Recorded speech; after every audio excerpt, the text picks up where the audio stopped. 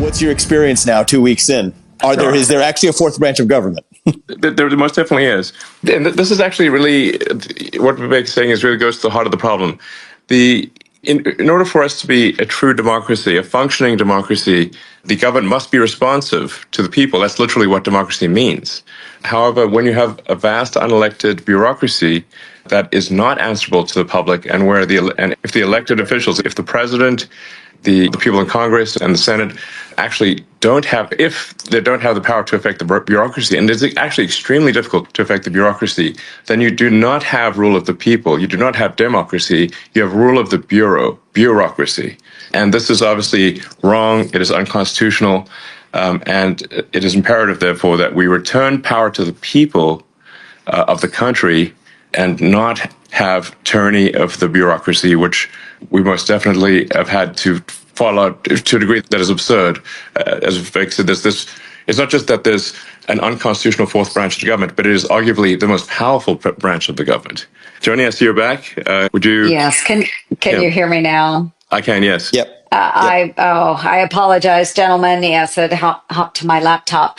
I've been working on this for, as Elon said, over a decade now with my Squeal Awards. And there are many in Congress that actually really do care about this. Absolutely. The problem, I think, is there are not enough of us that have. And so while I highlight a lot of the abuses, and you wanted some anecdotes, Elon, and I've shared a number of those with you and got some Vivek. So I think if the public just, it's hard to resonate. It's hard for the public to resonate with statistics but people can really resonate with powerful anecdotes. Joni had a bunch of them. Yeah, you had a bunch of them, Joni. Yeah, I did. Sending kitties to spas to find out whether they produce less fur balls, heck up less fur balls. So yeah, we've spent taxpayer money on that. We put shrimp on a treadmill to see how fast they run. I'm sorry, all of these things, while they may be fun, why are we spending taxpayer dollars on them? And it goes to the point of we've sent millions of dollars to China to study what? COVID. Yes, we saw how that ended. In fact, it's pretty outrageous that the COVID, the virus, was developed in what is a lab in Wuhan, and yet it was funded by U.S. tax dollars, which was simply routed through this fake nonprofit EcoHealth, because the U.S. government can't give directly to China, so they just gave to EcoHealth, knowing that it would go to China. So our U.S. tax dollars were used effectively to, in the end, kill Americans, which is insane. Absolutely insane. And I know, Elon, you have been on USAID. You have really, and that's the hornet's nest for sure. This was another one of my efforts. Yes. And this began years ago when we were trying to figure out what they were doing with our American taxpayer dollars that were going to support humanitarian efforts in Ukraine. So I wanted to know exactly how those dollars were being spent. And not just a reasonable request. Yes. Oh my gosh. And I shared this with you earlier, Elon, just privately, but we got all kinds of threats from USAID because I was trying to exercise my oversight capacity in Congress. So that's just shocking. How honestly, it's outrageous that a taxpayer-funded organization would threaten a U.S. senator who is simply trying to figure out if American taxpayer money is being spent correctly and not fraudulently. Yes. And so what my staff and I had estimated was that 30 to 40% of the USAID's awards would go to indirect costs. So their overhead, their rent, employees, things like that. What are they living in, the Taj Mahal? Hey, but okay, after months and months of obstruction where UN wouldn't let us in, they told us the NICRA, the negotiated indirect cost rate agreements, it's a lot of government jargon. But anyway, the indirect cost, they said that the database, it doesn't exist. That was a lie. That was a lie. It was false because we found it. And then we were Okay. told we weren't allowed to access the database. And then that's when Congressman McCall and I came together and we launched an official congressional investigation so that we could gain access to the rates. Wow. And then after about 6 more months of negotiations, then my staff was finally allowed to access very limited data. They were allowed to go into a room and they couldn't take notes. They were on camera the whole time. They couldn't remove any of the information. But what my staff found is you were laughing at that 30 to 40% because that is outrageous. That was understated. What? In some of the cases, the NICRA rates were upwards towards anywhere from 50 to 60%. And that doesn't include the cost for subcontractors, what the subcontractors were adding on. So this is the problem with USAID. And that's why, Elon, I'm with you on this because so much of that taxpayer money is not even going to, we love to feel good about helping starving children and name your country, but it's not going there. It's going to pay rents in Paris. Yes, exactly. It's going to support somebody's fancy dinner to 100%. entertain whoever. Yes. Yeah. Exactly. So, to be clear, in shutting down, which we're in the process of doing, shutting down USAID, the reason for that, as opposed to simply trying to do some minor house cleaning, is that as we dug into USAID, it became apparent that what we have here is not an apple with a worm in it, but we have actually just a bowl of worms. And so at the point at which you don't merely, if you've got an apple and it's got a worm in it, maybe you can take the worm out. But if you've got actually just a bowl of worms, it's hopeless. And USAID is a bowl of worms. There is no apple. And when there is no apple, you've just got to basically get rid of the whole thing. That is why it's got to go. It's beyond repair. So, yeah. Well, There's a solution to this, which is that let's say something's cut that the people of this country just demand needs to exist again. It can always be voted back into existence by Senator Ernst and her colleagues. And totally. The fact that isn't going to happen reveals exactly why many of these agencies, really, deletion is the only answer that's left. Yes, that's exactly right. If it turns out we really need such an organization in the future, we just create it. Problem solved.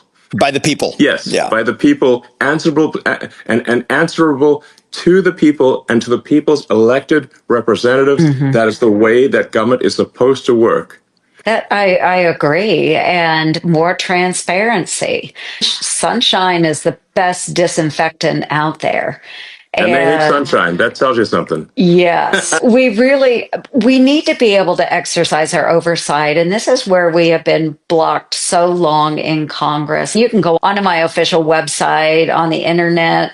Yep. You can look through my priorities, go to my squeal area. You can go back. I've got the last several years on there of efforts, whether it's USAID, NIH, the National Institutes of Health, those taxpayer dollars that were going to China's Wuhan Institute of Virology, SNAP overpayments through USDA and the states, you name it. Just even my back to work report, the out of the office that we've talked so much about. Yes. And on day one, the president came in and said, hey, everybody back to work. Yeah. I don't think most Americans understand that only 6% of our federal workforce shows up to work in the office every single day. Only 6%. Yes, and absolutely. It's truly insane. In fact, and one of the most insane things I've seen was that I was speaking with the hopefully our soon to be Attorney General Pam Bondi, and she was telling me that the U.S. engraving is actually, I guess, which used to be the U.S. Mint, which is actually a building that is an historic building, actually a beautiful building, it's here in D.C. and the windows are all broken and has turned into a homeless encampment. That means no one comes to work to such a degree that this beautiful building has all the windows broken and is turned into a homeless encampment in downtown DC. That's how absurd it is. It's beyond belief. Yeah, and that's why so many of these buildings, if we could repopulate them, that would be great. And Yes. that way we can have oversight and make sure employees are doing what they're supposed to do. I'm going to hammer on USAID one more time. Absolutely. So we talk about the locality pay abuse, and that's what happens when people aren't working in the office. What they're doing in DC, and not everyone, I don't want to accuse every federal worker of being a bad actor, but I have seen so many examples of this. We had a USAID employee that was falsely using an office supply retailer's mailing address, think like Staples and places like that, using that address in Virginia to defraud the taxpayers by claiming higher Washington, D.C. locality pay, but they were actually living in another state full time. And they had the full knowledge and assistance of their supervisor in pulling off this scam. And then the IG, the USAID IG, blew off my request for an investigation. What did they give? That seems how can they do that? They can. How can they do this? This is the problem we have, is that there are checks and balances in place where we can write letters all day and we can request IG oversight. But if that IG says, I'm not going to investigate, I'm not interested, I, as a United States Senator, don't have the power to force them to do it. And this is why I'm so excited that we have DOGE and that we have a president that's willing to back us up. Absolutely. So really, none of this could be done without the full support of the president. And with regard to the USAID stuff, I went over it with him in detail, and he agreed with that we should shut it down. And I want to be clear. And I actually checked with him a few times. Said, "Are you sure?" I'm like, "Yes." And so we're shutting it down.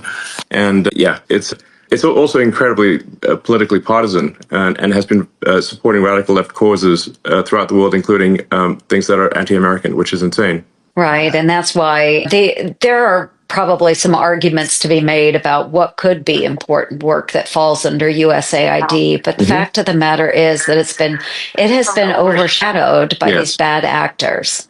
Yes. If there are truly good pro-American programs, then let's move them to the State Department. Exactly. Let's make sure we have proper oversight. Exactly. Let's make sure that when senators and congressmen are asking for documents, that they provide them in a timely manner. Yes. Let's make sure the IGs are upfront and honest and wanting to be the watchdog over the agencies that they are charged with.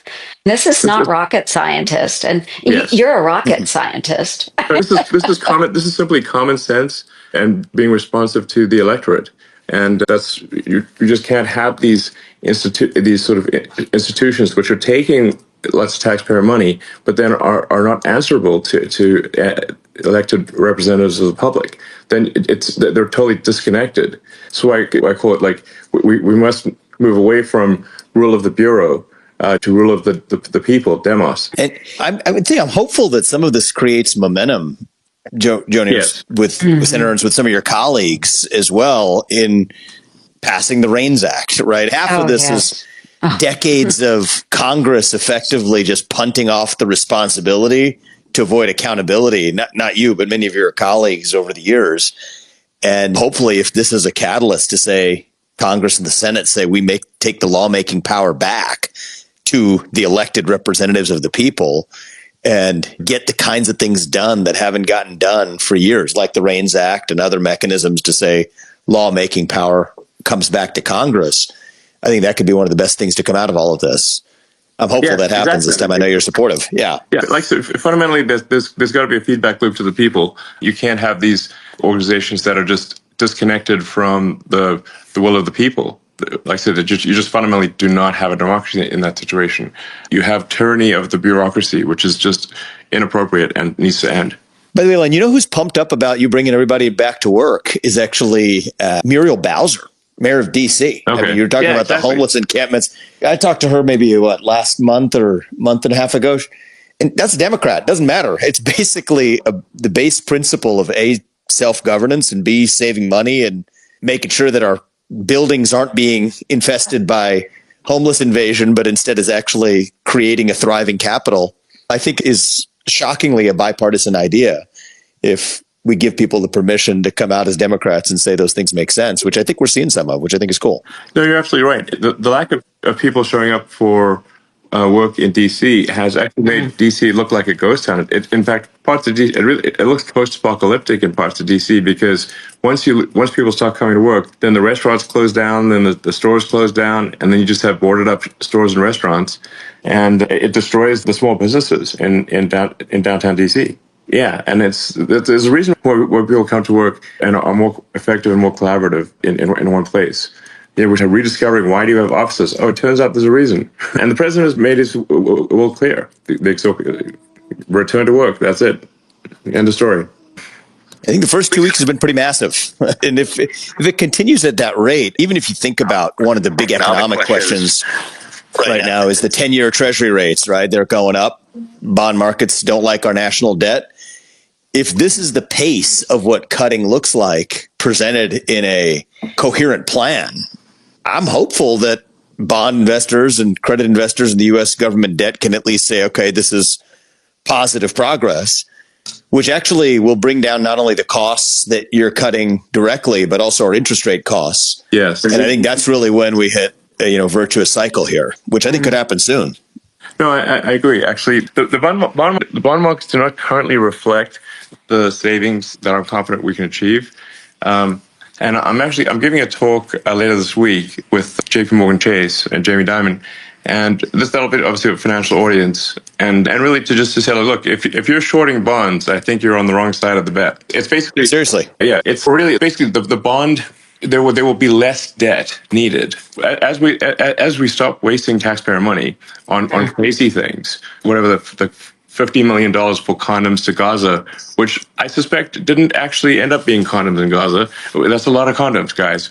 What is that, a super tanker of condoms? I mean, how many do you need? Oh my gosh, you guys. That's a real line item. He's like, is this fiction? I don't doubt that we did have those items going to Gaza. I don't know if it was that many, but that was the line item. It was $50 million. This is the problem. Yeah. It was probably that line item, but God knows what it was really. Exactly. But that's the problem we have with the budget and why when monies flow through all of these entities, we may have a line item that goes to, say, USAID or maybe goes through USAID to the United Nations. And then from the United Nations, it goes to a subcontractor. And from that subcontractor, it goes to someone else. It is a nightmare trying to follow that money and to understand what it's actually being used for. So again, going back to the transparency, we need to make sure that we have our eyes on it and that it's easily accessible.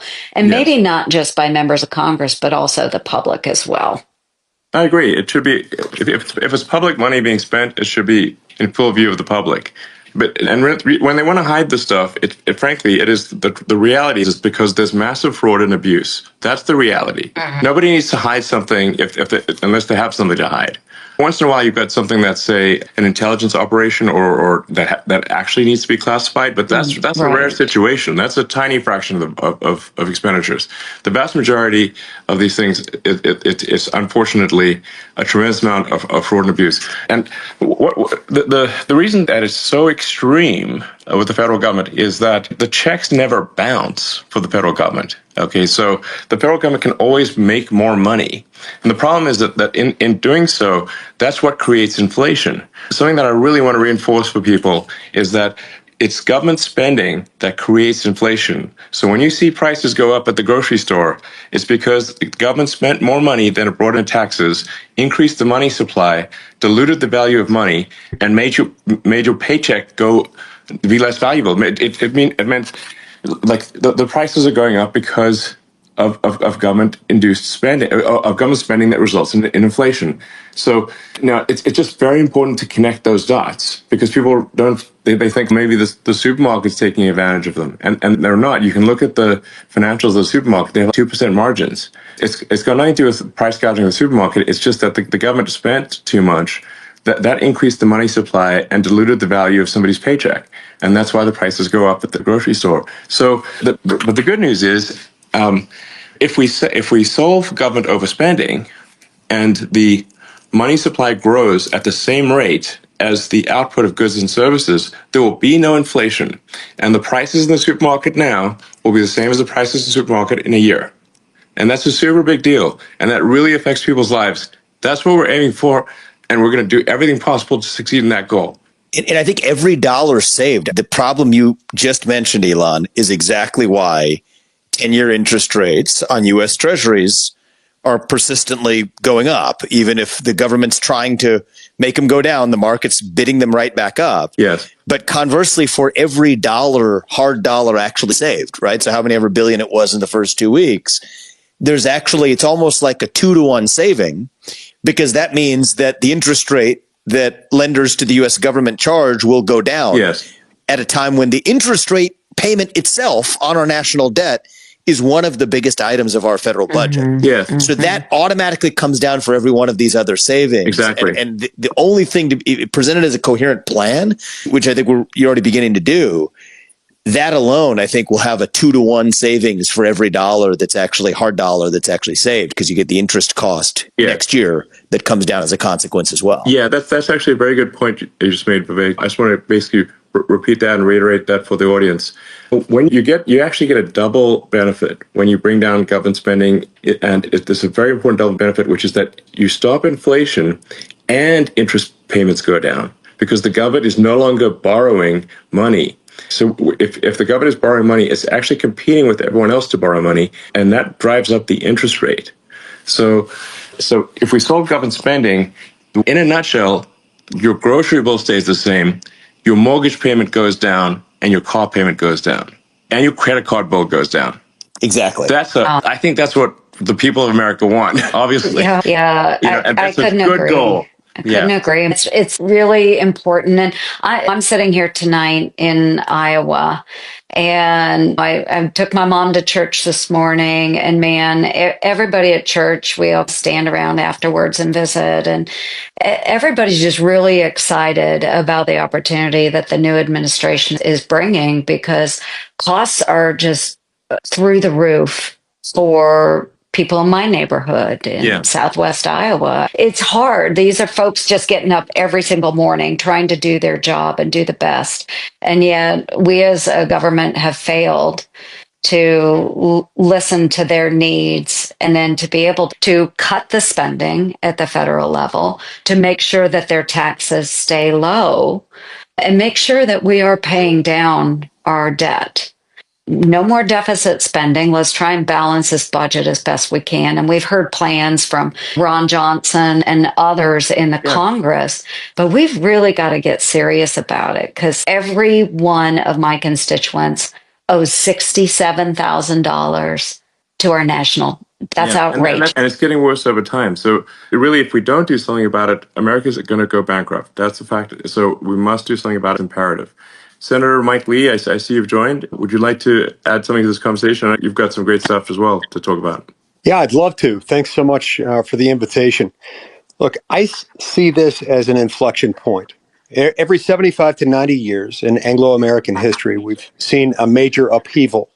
We had one in 1776, another one in 1861, another one in 1937. 2025, we're due for one. And I think that's going to be the DOGE revolution. And I think it has to be about much more than just the individualized, wasteful spending pet projects. At the core of all this is a fundamental ailment, which is that we've missed the purpose of the United States government. It's supposed to be about just a small handful of things: weights and measures, trademarks, copyrights, and patents, regulating interstate and foreign commerce. The founders of the country would blow their minds that the federal government has gotten so gigantic and is interfering with people's lives in so many ways. That's exactly right. And then we've compounded the problem once we lost track of what the federal government's purpose is. We put the wrong branch in charge of the wrong responsibilities. We've been making most of our law, 100,000 pages a year, through the executive branch, which the Constitution says you can't do. It says you cannot make a federal law unless you go through both houses of Congress and then give it to the president. So we've destroyed federalism and separation of powers. I think for DOGE to succeed, we have to restore both of Absolutely. those. In my view, the best way to start is by passing the REINS Act, which would require Congress to enact those laws. And I think to get that passed this year, we've got to attach it to the debt ceiling bill. I Sounds posted good to on me. that on my Base Mike Lee. I absolutely agree with you 100%. What you're saying is just absolutely true. That there's vast amounts of federal regulation, which are de facto laws that are created, that it's an incomprehensible amount. It's literally no human could possibly even comprehend it. If you tried your hardest your whole life, you barely understand a small fraction of the regulations. And these regulations, if you look at them, there's millions of them, and it's not like any one regulation is the showstopper, but the way I visualize it, it's like Gulliver. Like America's like Gulliver, tied down by millions of little strings, and we need to cut those strings and free the giant. Exactly. That's exactly right. It's those laws, which they are laws, those will put you in prison. Those will shut down your business. Those will ruin your life if you disobey them. No different than any other law. It's totally crazy. It's exciting. Elon, isn't it true President Trump has an executive order that says for every one new regulation that is put into place, 10 have to be rescinded? Yes. Yes, and now, of course, the bureaucracy is going to try to game that by having the one regulation. When like somebody says, everyone can ask one question, but then have a question in 10 parts. So it's possible to it's possible to game the regulation. So I think in addition to that executive order, which I certainly applaud, I think we need to go in and do wholesale removal of regulations. Like regulations basically should be default gone. Default gone, not default there, default gone. And if it turns out that we missed the mark on a regulation, we always add it back in. These regulations are added willy-nilly all the time. So we just got to do wholesale spring cleaning of regulation and get the government off the backs of everyday Americans so people can get things done, and the government doesn't have a sort of boot on the neck of the average Americans, which is because what are the core founding values of this country? What has made America great? What will lead to further greatness is a focus on merit, that you get ahead as a function of your hard work and skill, and that you have freedom. It's free. It's both the land of freedom and opportunity. And if the government has millions of regulations holding everyone back, it's not freedom. We've got to restore freedom. And by the way, that's copied, multiplied, and 50-fold higher, where each of the 50 states then do the same thing. Yes. And many of these federal regulations are duplicative of the states doing the exact same thing, where the bureaucracies in each of the states are behaving like the federal government. So you think about the impact on people's lives, it just layers one on top of the other. And like you talk about zero-based budgeting, I really like this concept of zero-based regulations, where the default is nothing and build back on top. Nothing, exactly. Right. I mean, that's what our founders wanted. Yeah, absolutely. It used to be like, and not that long ago, if you wanted to start a business, you just start a business. You just open no a license. Store. You can just do it. The government's not like prying into every part of get the license for this, do the license for that, get 17,000 permits. You look at LA and like how when I lived in LA, it was hard to get a permit to remodel your kitchen. And now with this disaster that's happening in LA, this terrible tragedy, just the sheer number of permits required to build a house are staggering. Basically, they've made it illegal. But we got to start somewhere on the regulatory front, and certainly, at least if we address federal regulation, then people can choose to move from one state to another and still remain in America, and move to the state that has less regulation, where the government gives you more freedom, and you've got that competition between states. You've got that federal system that was meant to be the case. That was how the country was created. Let the states compete. If your state is being oppressive, you can go to a neighboring state and live there. That's the whole idea. Federalism is the answer, no doubt. But you got two things going for us right now in the country that haven't happened in a long time. One is a willing president, Donald Trump, who actually believes everything that all four of us have just said, which is a beautiful thing. And without that, it wouldn't be possible. The more I've gotten to know President Trump, the more I like him. Frankly, I love the guy. He's great. Yeah, and he's full bore more than any president we've had since the creation of the administrative state. So I think that's number one. And number two is, thanks to him, actually, in his first term, you got a Supreme Court that 6-3 vehemently agrees with everything we've just said. Yes. And so I think it's possible. Yes. Now. In fact, it's actually possible. Yes. In fact, if it's not possible now, it'll never be possible. This is our shot. This is the best hand of cards we're ever going to have. And if we don't take advantage of this best hand of cards, it's never going to happen. So we're going to do it. I agree. Now or never. Yeah, now or never. And I do think you're right, Vivek. With the first administration of President Trump and lessons learned through that administration, and now in the second administration, the stage is set. And he knows how to aggressively tackle a lot of these issues that have plagued us for years. And folks ask me, oh, Trump's first 100 days, what is that going to be like? And I'm like, forget the 100 days, folks. It's going to happen a lot faster than that. And he needs to continue to be aggressive. And we all know there's going to be bumps along the way. Of course there are, because we're moving at the speed of relevance here. But we've got to get in there and make an impact so that our constituents can actually see the benefit, because we've got a tough mid-cycle or mid-presidential year election coming up in 2026, and we cannot lose the House or the Senate, because then the president will be dead in the water. Yeah, and absolutely. We just need to move out. Move out. Yeah, I think that's really, the people will judge the performance and whether actually we got things done and whether things are better off and in 2 years. And I think if people feel like, yeah, they're better off, the country's working better, they feel there's the reward for hard work is there, that their paycheck's going further than it used to, that their standard of living is better, their mortgage is lower, the credit card bills are lower, the prices at the stores are the same, they haven't risen dramatically, then I think there's no problem. We will win the next election. The people will reward that. So I think that's what needs to happen. But I think if it does happen, there will be a Republican win in the midterms, and which is unusual. But I think if we make these goals happen, I think we'll actually have an increased majority in the House and Senate, and be able to continue to, as the president would say, make America great and even greater. So love it. In the case of the blanket that, Elon, you and I have talked about this, Mike Lee, you and I have talked about this, might as well just say it here as well, is when in doubt, push it to the states, right? If there's some doubt about, okay, we're not sure about this regulation. You got a whole nuclear energy framework at the federal level. You have an entire one in each of the 50 states. Same thing for spending or some other program. Are people going to really suffer if this is taken away? Federalism is the answer. Just push it to the states. And I think that's a big part of, obviously, what I'm looking to do next. But it's governors across the state, whatever, let them bear the load of what the federal government needed, because that's actually what the founders envisioned in the first place. I know, Mike, you've been a crusader for this since day one. No, that is right. That is the whole reason I ran for this job 15 years ago. The fact is, the people of our country are upset. They're upset about our government because it manages things poorly. And what a lot of people are starting to grasp is that it's not just a matter of changing from the red team to the blue team, back to the red team, and making sure you've got better personnel in there, because better personnel won't make those same mistakes and won't fund the stupid studies about the drunk gerbils on a treadmill. Yeah. The point is, it's poorly run.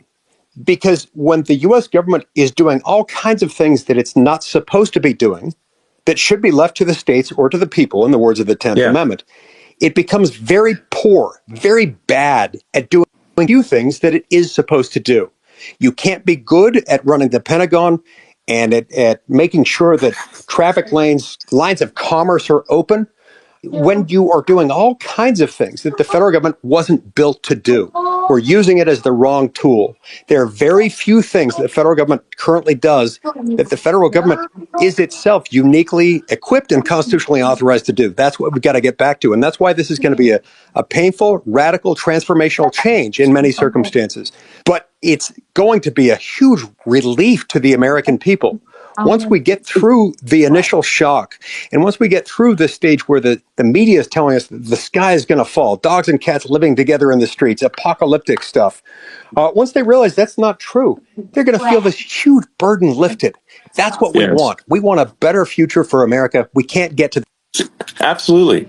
Returning to our founding document. Exactly. Couldn't agree with you more. And I'm actually pretty optimistic that we're going to make it happen. I think it's going to happen. So the progress is good so far, and if it keeps accelerating, then I think it's going to be awesome. Like the cost of excess regulation on economic growth and prosperity is like really underestimated. Like if you basically don't even allow people to do things, like make it illegal, you can't. The builders can't build. I mean, America is a nation of builders. But we need to give the builders permission to build. And that's really what deregulation is all about. Just letting people do things. Deregulation and meritocracy go hand in hand, actually. They're two sides of the same coin. And you want to actually measure DOGE's success is not just the deficit reduction. I don't think that's the sole metric, although it's a really important one. And bringing down the national debt and the interest payment costs as a consequence, that's really important. But actually, a lot of these benefits of delivering economic growth won't be measured in this year's deficit reduction, but will be measured in long-run GDP growth, long-run economic growth, long-run prosperity of the country. Yeah. And I think that's equally important. I'm optimistic that we'll see a material impact in FY26, which starts in October. A lot of the stuff, I think we'll make significant gains in FY25. Government financial year 25, which ends in September. But I think the sort of metric we're tracking, startup style or just, and we're going to be posting more and more detail on the DOGE website and DOGE handle on X, is just so people can see in detail. This is where we're seeing the delta in spending between current spending and the government financial year 25, or 26, which starts in October. And that number is really, we think it's at this point over $1 billion a day, maybe $2 billion, maybe approaching $3 billion. And I think we can take $1 trillion out of the deficit next year. Obviously, this is going to require strong support from the president, but thus far we certainly have that, and also support of the Congress and support, and also hopefully support from the judiciary as well. But it's basically the goal in a nutshell is pretty straightforward. We have a $2 trillion deficit, which is far in excess of economic growth. If we can get that deficit in half, from 2 trillion to 1 trillion, and we can get the economic growth to match that 1 trillion growth in the money supply, that means there will be no inflation, and also that interest rates will drop, credit card interest down, mortgage interest down, car payment interest down, and prices at the store stay the same. That is a great outcome for people, and I think we can do it. I think people say it's unrealistic. No, people say it's unrealistic. It's the funniest part about this is just the hard number here. And the four of us here know the answer, but for people who are listening, it might be eye-opening. Where, like, how much money did the federal government actually spend last year? Not the mumbo jumbo, not discretionary this and not just like how much did the federal government spend last year? It was about $7 trillion. It was just under $7 trillion. How much did we spend in this like ancient time period known as 2019? Okay. Right. Not that long ago. Like this year called 2019. Not that long ago. We all kind of remember 2019. It was $4.5 trillion. It was less than 4.5. 4.45. Less than about $4.5 trillion. That's $2.5 trillion right there. Yes. So if you just go back to 2019, that's $2.5 trillion. Exactly. Which is insane, actually, that they think that's impossible. As 2019 was not that long ago, and nobody thought that there was an apocalyptic hellscape underway in 2019. Yeah, 2019 was pretty cool, actually. I like 2019. 2019 was not some nightmarish hellscape. Exactly. In fact, we got along things were just fine in 2019. Mike can vouch for this too, though. What we saw with COVID, as we were pushing all those dollars out the door, they started a lot of programs with those dollars, and people just continue to expect those dollars to come, even though we're way beyond COVID. Yes. Way beyond COVID. So often people will say, you can't reduce deficit that much because what about all the entitlement spending? There's the sort of guaranteed spending. But here's the thing, and especially during COVID, as you're alluding to, there was actually a massive growth, a massive increase in the amount of fraud and waste in entitlements, with like fake people like collecting Social Security, like bogus payments to Medicare. The level of fraud is actually staggering. And it just cutting back on that. And by the way, it's not just even U.S. fraud rings. I don't know if people realize this, but the estimates I've seen are between 100 and 200 billion dollars in foreign fraud rings. There are professional foreign fraud rings operating that are taking somewhere between 100 and 200 billion dollars a year of U.S. taxpayer money out of the country. And a lot of people realize that. And so the fraud in that case isn't even going to American fraudsters. It's going to somewhere in other countries. Elon, I sent that example to you the other day. Sat down with a friend of yours, works in ID technology, Yeah. and he showed me that video of a deep fake where it was a Chinese scammer trying to receive U.S. federal government benefits. Just Yes. it's outrageous.